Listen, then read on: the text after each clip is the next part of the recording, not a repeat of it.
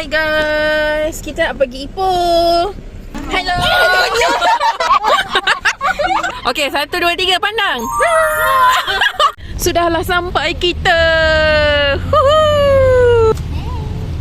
Apa ini? Faster dong.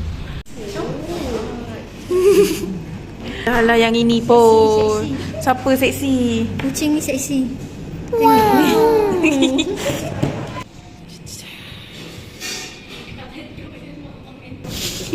Dia ni nak menggedi aja.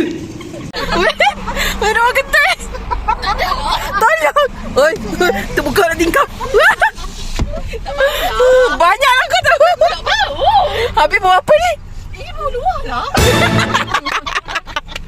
Nampak tak apa ni? Ini adalah limau. Kita di kedai Tom Yum. Yum seafood. Asam boy, tak ada limau. Ni yang punca. Diorang ni. Siapa mandi dulu La tali Faika. La tali tamplom. Siapa?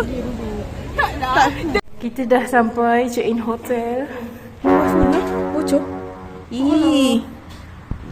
Vlog pada hari ini kita berselawat. ERM. Jangan. Saya masuk YouTube ni. Macam tak ada orang tengok lah. Sarah. What? Kau nak kedai semalam tau. Falah.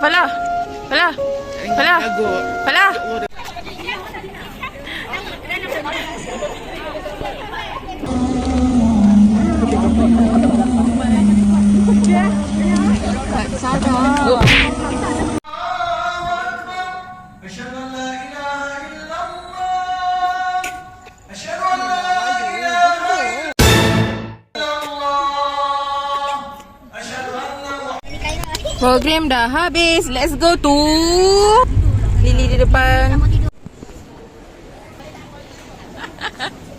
Korang.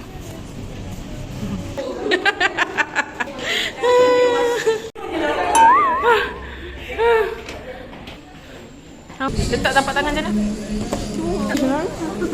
Ambus orang. Den.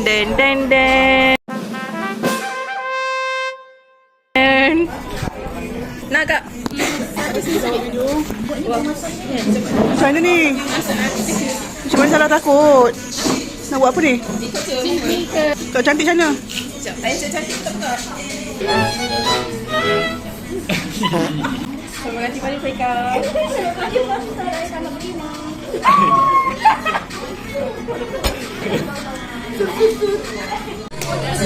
Faika. Pula.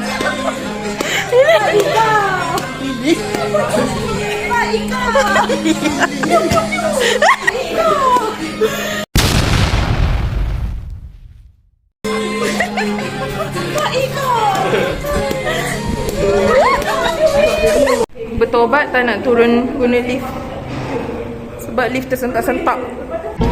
Bye.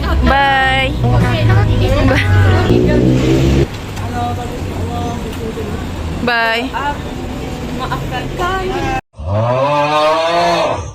Bye. Fala solat. Jumpa kakak-kakak yang tak betul. Assalamualaikum. Kenapa? Tak ada apa saja je baik.